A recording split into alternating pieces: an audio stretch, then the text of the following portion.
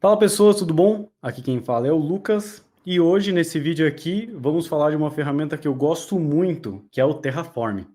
A ideia desse vídeo aqui é tentar passar algumas dicas para vocês que eu adoraria ter recebido quando eu estava começando a aprender essa ferramenta. Então, o vídeo hoje é mais focado em fortalecer a sua base no Terraform, tá bom? Mas beleza, Lucas, você vem com esse papinho aí de fortalecer base, mas na verdade você está querendo fazer mais um tutorial DevOps, não é? Calma lá, não é tão bem assim. A ideia desse vídeo não vai ser uma introdução no Terraform ou como que você sai do básico e vai para o avançado, mas sim algumas dicas que eu demorei um tempo para entender enquanto eu ficava mexendo com o Terraform, tá bom? Então a ideia mesmo aqui é passar algumas dicas, vai ser um vídeo bem curtinho. Para a gente começar do começo, né, para ter a mesma base todo mundo, vamos falar do que é infraestrutura como código. Infraestrutura como código é nada mais nada menos do que você administrar toda a sua infraestrutura por código. Então, ao invés de você entrar lá nos consoles das grandes clouds, né, da AWS, GCP e Azure, e você ir lá no ClickOps e começar a fazer o que você precisa lá, criar recurso, deletar recurso, você passa essa administração para código. E com isso você acaba ganhando alguns benefícios, do tipo, você consegue auditar melhor a sua infraestrutura, você consegue reconstruir ela toda se tiver algum problema, e também você pode criar políticas de pipeline para conseguir criar os seus recursos de um jeito muito mais simples e rápido. Legal. Mas, Lucas, quando você fala em infraestrutura como código, é só o Terraform que você pode usar? Não. Você pode colocar qualquer linguagem de programação que você queira para fazer essa administração por você. E também existem outros aplicativos que fazem coisas semelhantes também. Só que o Terraform ele se distua dentre eles porque ele tem estado. E antes de explicar um pouco melhor desse estado do Terraform, eu vou colocar aqui um exemplo que muitas pessoas se perguntam, que é o Ansible.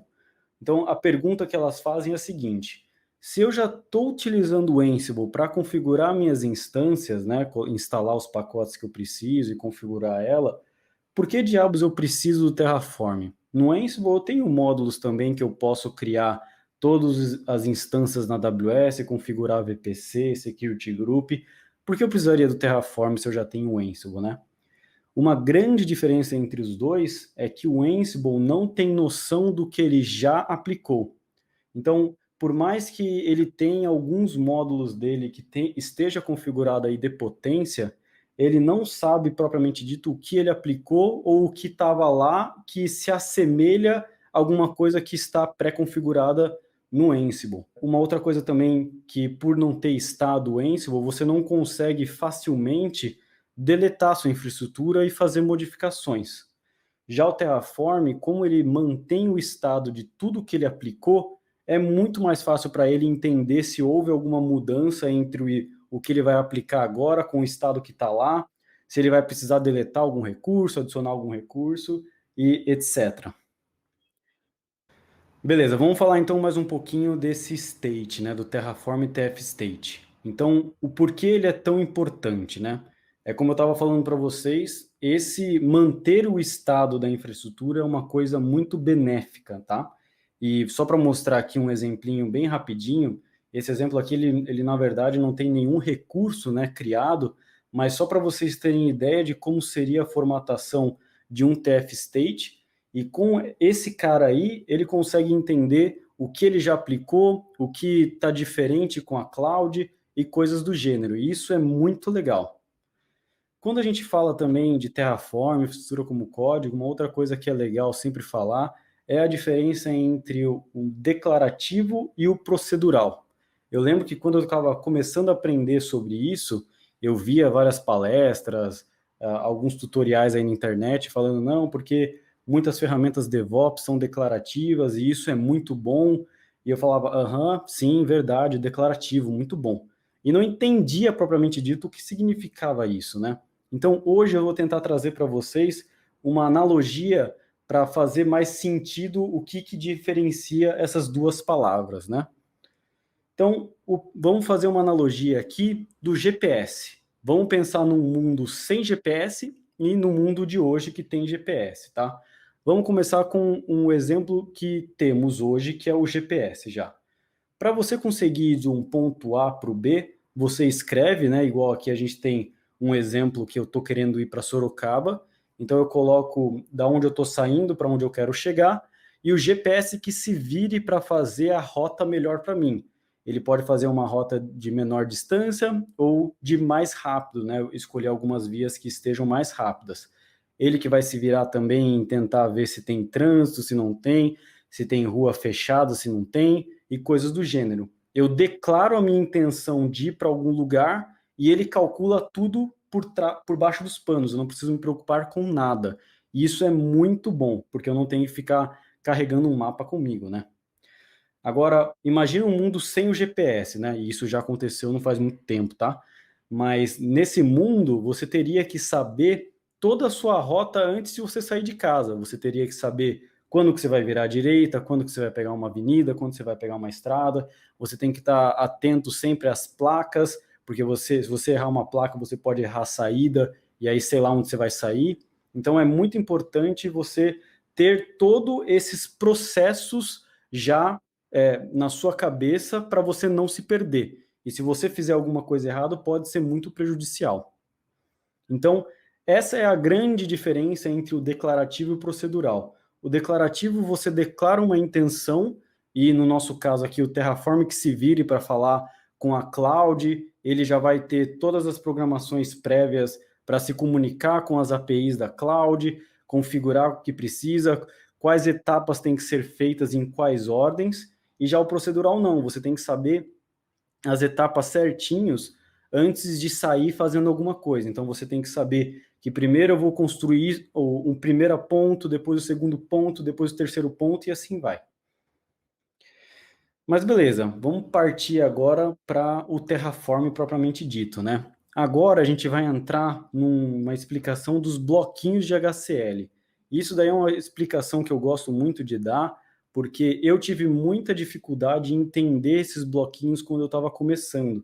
Se eu tivesse entendido eles um pouquinho mais a fundo, antes de sair criando recurso na nuvem e tal, eu acredito que eu teria acelerado muito o meu processo de aprendizagem. Então, eu vou tentar explicar para vocês os bloquinhos essenciais do HCL. E como eu não falei, o HCL é a linguagem que a HashiCorp, né, que foi quem criou o Terraform, desenvolveu para conseguir configurar o Terraform, tá bom? Então, beleza, vamos começar com o nosso primeiro bloquinho aqui nos nossos exemplos. É o bloquinho de provider. Você pode ver que ele é formado, né, com a palavra provider, um argumento, que aqui a gente está colocando algum provider, e abre e fecha chaves. A maioria dos nossos bloquinhos HCL serão assim. Você vai ver que abre e fecha chaves e dentro tem alguma coisa sendo configurada. E que aqui eu coloquei como um comentário como inputs para o provider. Então, uma coisa que eu quero começar dizendo é que o provider, ele é o nosso bloquinho de conexão. Conexão com o que, Lucas? Conexão com alguma coisa que eu quero criar. O que faz? Isso pode ser um pouco meio estranho explicando assim, né? Mas eu estou tentando ser o mais genérico possível. Vamos tentar deixar isso uma coisa um pouco mais concreta, tá? E para isso eu vou mostrar alguns exemplos de providers que existem. Esse daqui são os principais providers que tem. Você pode ir lá no regis.terraform.io, clicar em providers e você vai ver todos os nossos providers oficiais. Esse conselhinho oficial foi feito pela equipe da HashiCorp, tá? Então, olha o que é interessante. Vocês estão vendo que tem provider da AWS, da Azure, da GCP, do Kubernetes. Então, os principais cloud providers já estão aí e você pode usar. Então, o que significa, então, mesmo o provider, né? O bloquinho de provider? É uma conexão, é uma autenticação para uma cloud, para alguma coisa, né? Então, a gente não só se refere a cloud aqui no provider, porque você pode configurar DNS, você pode configurar o seu Kubernetes, tem um monte de provider para um monte de coisa. Mas o bloquinho de provider é essa conexão. Então, quando você está lá na UI da AWS, você não tem que colocar seu usuário e senha, É a mesma coisa aqui no provider, você passa como que você vai se conectar e autenticar com a AWS, e aí você começa a utilizar os recursos que tem lá dentro, que é o próximo bloquinho que a gente vai falar. Mas aqui, ó, no nosso exemplo, vocês podem ver que tem o bloquinho, né, do provider, aí tem o nome do provider, que a gente pode pegar o nome dele lá naquele site que eu havia mostrado, nesse nosso caso aqui a AWS, e aí eu coloco aqui a região, que são os inputs, né, então quando eu coloco essa região para o provider da AWS, eu estou falando que eu quero que os recursos criados com esse provider sejam na região West East 2, e o profile aqui é um jeito que esse provider da AWS permite você passar a sua autenticação e conseguir começar a fazer os recursos que você quer na cloud. Então, também dê uma olhada sempre na documentação para ver qual que é a melhor prática para se autenticar nesse provider. Legal, vamos partir para o próximo bloquinho então. Esse bloquinho ele é um pouco diferente, você pode ver que tem mais argumentos nele, né? Então, esse bloquinho é do resource. O resource, nada mais nada menos, ele vai criar recursos. Sempre que você utilizar o resource e der um Terraform Apply, ele vai criar algo. Então, isso é muito importante vocês colocarem na cabeça. O resource sempre vai tentar criar algo, tá? E aí vocês podem ver que a gente tem o primeiro argumento aqui, que é o provider tipo, e o segundo, que é o nome. Então, uma coisa que é legal e que pode ficar um pouco confusa nesse slide aqui, é que esse provider underscore tipo só significa que todo recurso ele é prefixado com o nome do provider. Então, a gente acabou de ver o provider da AWS, todos os recursos, né, todos os resources que estão dentro da AWS vai ser AWS underscore um tipo de resource, tá bom? Isso é uma coisa também que é legal saber. Já esse nome é uma coisa que sempre eu tive muita dificuldade. No comecinho eu achava que esse nome era o nome que estaria lá na AWS quando eu estivesse utilizando o recurso, né? No nosso exemplo aqui da AWS. E eu não entendia que esse nome era apenas uma referência interna do Terraform. E é isso daqui hoje que eu quero tentar mostrar para vocês. E aí a gente tem mais algumas coisinhas aqui que são inputs para o resource, tá? E isso era uma outra coisa também que eu não entendia direito. Eu acabava copiando e colando alguns exemplos da internet e não acabava lendo a documentação oficial para ver quais inputs eram os que realmente eu queria para esse recurso, né? Então, eu vou mostrar para vocês como vocês conseguem achar os inputs para os resources que vocês querem agora. Então, vamos ver aqui um exemplo, de novo, lá do regis.terraform.io. Nesse caso aqui, eu estou procurando um resource chamado AWS underscore instance, que eu vou falar dele daqui a pouquinho. Então, nesse caso aqui, vocês podem ver que a gente tem um argument reference. Você pode ver aqui do lado que eu estou nessa parte, né? Então, é interessante que esse trecho aí da documentação são todos os inputs que esse resource permite. E isso é muito legal vocês sempre darem uma olhada para ver o que realmente vocês querem criar no seu provider, né? No nosso caso aqui, a AWS. Então, aqui está listado tudo que esse recurso precisa de input para criar alguma coisa.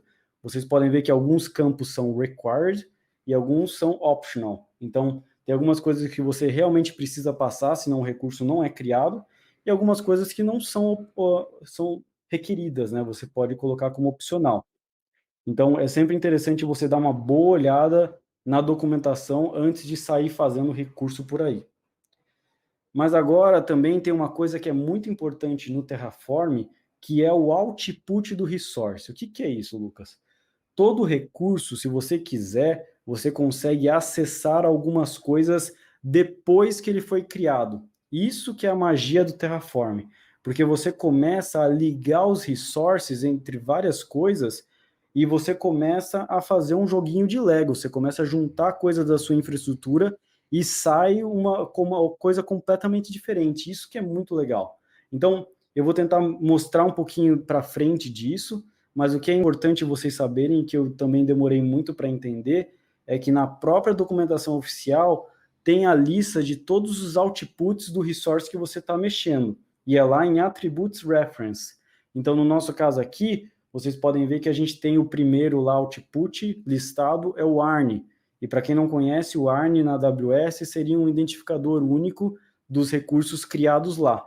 Então, é um jeito legal de você, depois de criar alguma coisa na AWS, você pegar esse ARN para talvez fazer uma política de acesso, colocar numa role, num grupo, alguma coisa do tipo. Então, você consegue, com o Terraform, depois que criou esse resource, recuperar informações dele depois que criado. Isso é muito legal. Então, aqui, ó, vamos para um exemplo mais concreto, né? Então, a gente tem, novamente, o bloquinho do resource, a gente tem o prefixado provider, que é AWS, underscore, e aí o tipo do resource que a gente vai fazer, que é o instance, tá? O web, então, frisando, web não quer dizer que essa instância se chamará web quando criada, mas sim só uma referência interna do Terraform. E a gente pode ver também que tem os inputs necessários para esse recurso, né, para esse resource, que é o AMI. Então, esse AMI seria uma imagem que você precisa passar para que quando a instância suba, ela suba com um determinado sistema operacional. E o instance type seria a parte do qual o tamanho dela que você quer lá na AWS, né?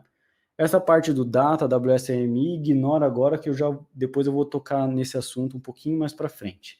Então, ó, novamente, se eu quiser acessar o ARN, lembra que a gente estava conversando agora há pouco? Eu faço aws_instance.web.arn, e aí, uma vez criado isso daí, eu tenho acesso a essa informação e eu posso fazer alguma coisa com ela depois. Legal. Mas então, coloquei mais um slide só para frisar isso daí, porque quando eu comecei a aprender eu tinha muito problema com isso. Então, novamente, o tipo do resource, o nome do resource e algum output que você vai ver lá na sua documentação. E aí você consegue acessar o output. Por que eu estou frisando isso de novo? Porque isso é uma grande mudança do Terraform para outras ferramentas. Muitas ferramentas DevOps são declarativas, igual eu havia falado antes. Porém, o Terraform é diferente das outras porque você consegue fazer uma mescla de linguagens declarativas com uma linguagem de programação. Por que eu digo isso? Quando você tem um YAML da vida para declarar alguma coisa, você não consegue passar um input para um bloco de YAML e também você não consegue pegar o output de um bloco de YAML. Você não consegue fazer de um jeito fácil alguma ligação entre os bloquinhos de YAML. Ele é um pouco mais fixo, né? Bem declarativo, você não consegue fazer muitas modificações. Já o Terraform não. O Terraform ele faz uma mescla entre o YAML, que é declarativo, com uma linguagem tipo Ruby. Então você consegue colocar funções, você consegue fazer loops, você consegue pegar inputs e colocar outputs e um monte de coisa que isso que é a grande diferença do Terraform.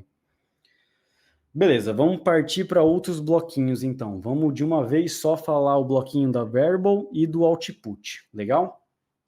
Os dois se assemelham ao bloquinho do provider, então tem um nome, variable e output, e depois um nome, tá? Esse nome, novamente, é só para o Terraform, não vai sair em nenhum outro lugar, é só como você referencia isso dentro do Terraform. O bloquinho de variable, ele é bem tranquilo, ele tem algumas coisas que são necessárias e outras que não, né? Mas vamos só focar nesses dois exemplinhos aqui rapidinho. Então eu coloquei ali, ó, o type e o default. Tem outras configurações que você pode fazer, mas deixa isso para um outro vídeo. O type você pode forçar com que essa variável seja de um tipo específico. A gente tem alguns tipos básicos, que são string, number e booleano, tá? Então a gente consegue falar que, eu quero, sei lá, uma variável chamada idade. Nessa idade eu não quero aceitar string, né? Eu não quero aceitar uma letra, alguma coisa, eu quero só número. Então se você colocar type number e tentar passar algum nome para essa variável, não vai dar certo. E aí o campinho do default é uma coisa também que eu demorei para entender, que você consegue setar um valor padrão. Se você setar um valor padrão para essa variável, o Terraform vai, se ele não conseguir achar, se alguém não passar essa variável para ele, né, ele vai utilizar esse padrão na hora, sem nenhum problema. Mas caso você não coloque essa linha de default, o Terraform vai dar pau e falar, putz, eu espero que você me passe essa variável, qual que é ela, sabe? Então ele vai fazer essa pergunta para você, você passa em tempo de execução lá no Terraform Apply e tudo beleza. Mas é importante saber se você quer ter algum valor padrão, às vezes você não quer, tá bom? Embaixo a gente tem o output, no nosso aqui, nesse caso aqui, vamos deixar bem simples mesmo, a gente tem um nome, e o output ele espera um valor para ele fazer o output, né? E no nosso caso aqui, vamos dizer que ele é só um jeito de você cuspir alguma coisa para o usuário, então ele vai colocar no stdout para você alguma variável que você quiser. Você pode pegar, por exemplo, o ARN da aplicação que a gente tinha feito, né, da instância passada, e colocar para o usuário, porque talvez ele precise de alguma coisa disso. Mas o output, ele tem algumas outras funcionalidades muito importantes quando a gente for falar de módulos, mas vamos deixar isso para depois.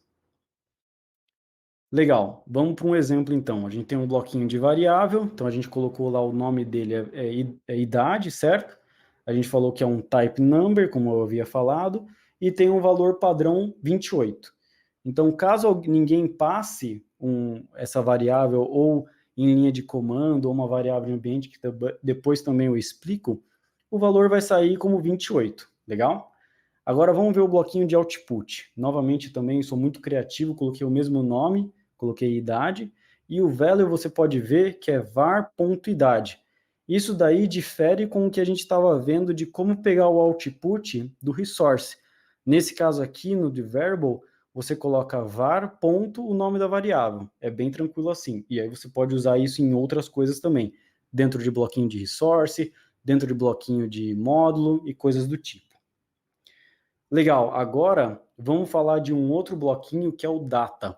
O data é uma coisa também que deixa o Terraform único, porque em tempo de execução você consegue fazer uma busca em algum recurso dentro do provider e pegar alguma coisa lá dentro. Então, só para ficar um pouco mais concreto, o próximo exemplo vai explicar melhor, mas eu posso fazer uma busca lá na AWS e pegar a Image ID, né, o ID de uma imagem mais atualizada do Ubuntu.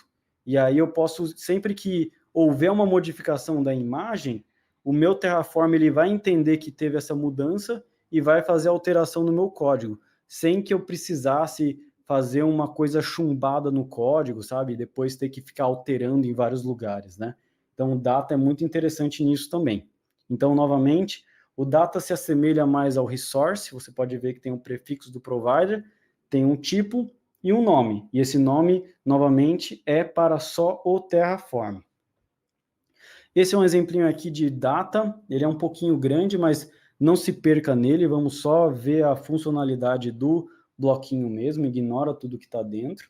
Então, novamente, a gente tem o prefixo AWS _AMI, então esse data em tempo de execução, ele vai tentar ir procurar uma imagem, né, uma AMI, e aí eu coloquei alguns filtros aqui para tentar pegar o Ubuntu 14.04, e se tiver saído algum patch nesse cara aí, ele vai atualizar o AMI ID para mim e segue o jogo. Eu não vou precisar chumbar em algum lugar esse ID dentro do meu código. Ele sempre vai estar atualizado, porque ele sempre vai estar fazendo essa busca. Legal. Então, ó, agora a gente entende um pouco melhor aquele exemplo do resource. Vocês estão vendo? Eu fiz um data ponto, então ó, é diferente do resource. Lembra? No resource eu passava o tipo do resource, ponto nome, ponto output. No data é diferente. A gente tem data, ponto. Aí a gente tem o tipo da data, né, que é o prefixo do provider e o tipo, depois o nome dele e, por último, o output que tem lá dentro. Então, novamente, também você pode ir lá no registry do Terraform e ver todos os outputs que esse data permite. E assim você consegue deixar o seu código muito mais dinâmico. Legal, falei então de vários bloquinhos aqui, e agora eu vou falar de um bloquinho que junta todos eles, que é o bloquinho de módulo. Esse bloquinho ele é muito interessante porque eu consigo nele Esse bloquinho é muito interessante porque eu consigo nele colocar reutilização de código. Então eu posso fazer toda uma complexidade dentro dele. Digamos que aqui a gente vai querer fazer uma instância de Ubuntu que já esteja pré-configurada com algumas tags, com alguns bloqueios de segurança, e eu quero sempre repetir essa instância Ubuntu quando eu precisar. Então eu vou escalonar meus serviços, eu quero mais uma instância Ubuntu.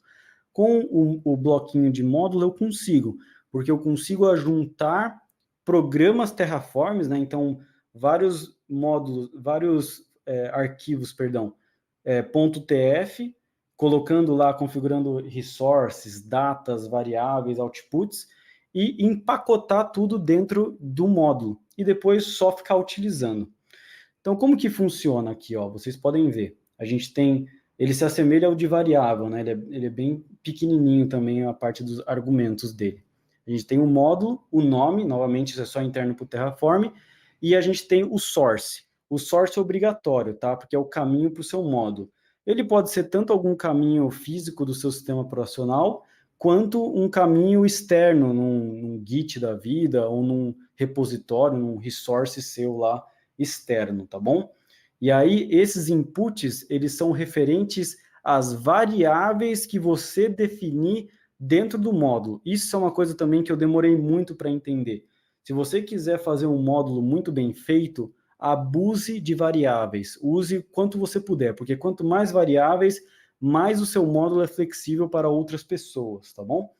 E outra coisa que é legal, e agora eu vou voltar, é que todo output que existir dentro do módulo, você consegue acessar esse output fora. Depois eu vou mostrar isso daí para vocês, talvez num outro vídeo, mas é interessante também vocês terem esse conceito. Vamos então ver aqui como funciona um módulo de verdade, né? Aqui a gente pode ver que a gente tem um source. Esse source ele não é um caminho fixo do meu sistema operacional. Ele já tem algumas coisas dentro dele que ele sabe que ele vai bater lá no registry do Terraform, então ele vai pegar um módulo oficial deles. Então, normalmente, se você criar um resource, perdão, se você criar um módulo, não será assim o seu source, será um pouco diferente. Você vai ter que passar talvez a URL do seu Git ou alguma coisa local na sua máquina, tá bom? Mas aí vocês podem ver todas as variáveis de input, name, CRD block, as private subnet, isso tudo são variáveis que alguém configurou dentro desse módulo.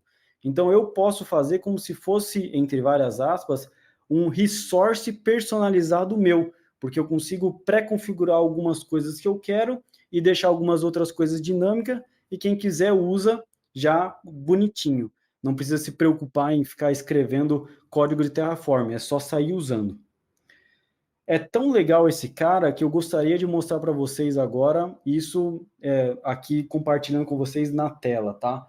Eu vou só clicar aqui nesse link e a gente vai lá ver esse recurso, esse módulo ao vivo. Então aqui, olha que legal, eu vim aqui no Git, né, como que é esse módulo. Se a gente descer aqui um pouquinho, a gente pode ver que tem alguns arquivos .tf, ok? A gente vai entrar já daqui a pouco. E aí você pode ver aqui a documentação de como você usa esse módulo, que foi exatamente o exemplo que eu peguei aqui para mostrar para vocês, tá? Mas, ó, se você for ver, é uma configuração muito simples, é algo muito declarativo, direto ao ponto, sabe? Mas agora vamos dar uma olhada em como ele escreveu esse módulo. Se a gente entrar aqui em main.tf, vocês podem ver um monte de coisas que eu nem expliquei para vocês direito, coisas do tipo locals que eu ainda não expliquei. Ó, a gente tem uns bloquinhos aqui que a gente conhece de resource, mas o que é isso de count também não expliquei. Tem uma complexidade gigantesca aqui de coisas que foram criadas para a gente e que foram completamente abstraídas para a gente dentro do módulo, né, dentro do bloquinho de módulo. E isso é a magia da coisa, você consegue esconder, né, toda essa parte e só chamar o módulo. Então, você consegue trazer mais pessoas para trabalhar junto com você. Se na sua equipe tem uma pessoa que ainda não é muito manjadora de Terraform, né, você ainda assim consegue pedir para ela criar um módulo, instanciar um módulo, né, usar o módulo que você criou, e vocês todos conseguem escrever Terraform sem problema. Ela não precisa saber disso tudo aqui, entendeu? Então, ó, vamos também ver um pouquinho mais outras partes aqui, do tipo variables. Olha quantas variáveis eles criaram aqui para deixar esse código o mais dinâmico possível, para várias ocasiões aqui, ó. Tem database, subnet IPv6, Elasticsearch, tem um monte de condições que você pode configurar esse módulo ao seu gosto. Isso que é muito legal. E para finalizar, vamos dar uma olhadinha aqui no outputs também. todos esses outputs estão disponíveis para você usar, se você quiser, depois que você chamou o módulo. Então, quando você vai lá e instancia o módulo, né? Vamos voltar aqui para o exemplo rapidinho. Nesse uso aqui, ó, eu consigo fazer a utilização de alguns outputs. E como que eu faço isso? Eu escrevo módulo.vpc e o output que tem aqui. Então, sempre que você precisar, você consegue entrar na documentação do módulo e ver os outputs que você vai querer usar. Tem muitos códigos no GitHub de módulos que tem uma listinha para você de inputs e outputs. Então, ó, aqui é um exemplo bom, ó. Tá vendo? A gente tem os recursos que são utilizados nesse módulo. E aqui, ó, no README, a gente tem uma lista dos inputs e o que ele faz. E no final... Nossa, quanto input, né? Olha, esse módulo aqui é muito bom. E no final, eu cliquei em alguma coisa, me perdoe. E no final, a gente tem os outputs que a gente consegue utilizar. Então, uma vez depois que esse módulo foi executado, eu tenho acesso a esses outputs.